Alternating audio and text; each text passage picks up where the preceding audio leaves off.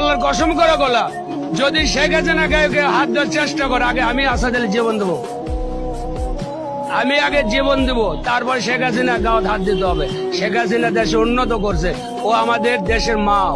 তাহলে একবার না তিনবার শেখ হাসিনাকে মারা প্ল্যান করছে।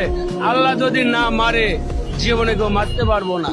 ছাত্র এখন যে অত্যাচার শুরু করছে, এতে আমাকে রিস্কা ড্রাইভার গয় বাস হাতে হারকে, এটা নতুন স্বাধীনতা, এটা স্বাধীনতা কারা লোয়া, এটা তো স্বাধীনতা লয়, এটা স্বাধীনতা কারা লিছে। প্রধানমন্ত্রী শেখ হাসিনার আমলে অনেক মানুষ সুখে থাকিছে, আর এখন বর্তমান যে কি নাটক, সব দল মিলায় শেখ হাসিনা তাড়ানোর এবং চেষ্টা এবং প্রতিজ্ঞা করে শেখ হাসিনা আছে। শেখ হাসিনার আমলে 1000, 1200, 1400, 1500 আমরা ঘরে লেগেছি, তাহলে শেখ হাসিনার আমলে উন্নত বেশি আছে।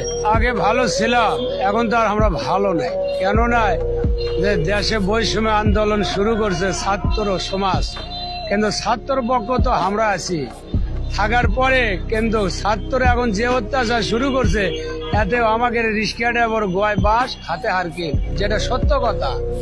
কারণ প্রধানমন্ত্রী শেখ হাসিনার আমলে অনেক মানুষ সুখে থাকিছে, আর এখন বর্তমান যে কি নাটক, সব দল মিলায় শেখ হাসিনা তাড়ানোর এবং চেষ্টা এবং প্রতিজ্ঞা করে শেখ হাসিনা আছে। শেখ হাসিনা যদি না তাড়াইতো,